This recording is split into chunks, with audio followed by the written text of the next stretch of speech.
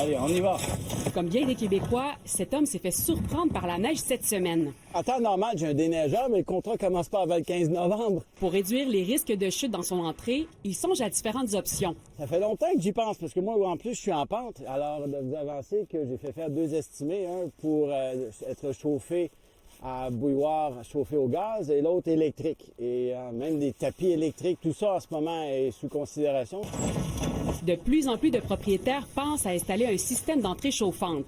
Elles sont minoritaires, mais vous les remarquerez facilement. Même après plusieurs centimètres tombés mardi, ces entrées sont complètement dégagées. Comme ici à Montréal ou à cet endroit sur la rive sud. L'entrepreneur déneige plusieurs stationnements sur cette rue, sauf celui-ci.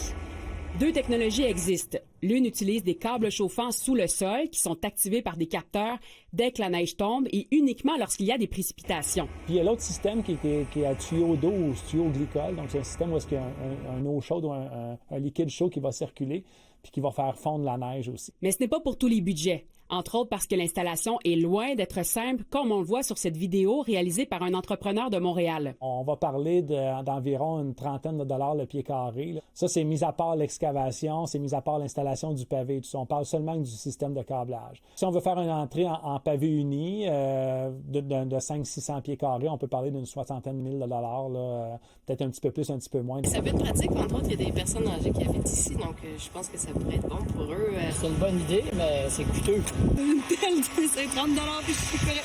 Au-delà du coût, pour les résidents, Hydro-Québec ne recommande pas l'utilisation d'électricité pour faire fondre la neige dans les entrées, parce que c'est trop énergivore, dit la Société d'État. Marie-Laurence Delaunay pour l'agence QMI.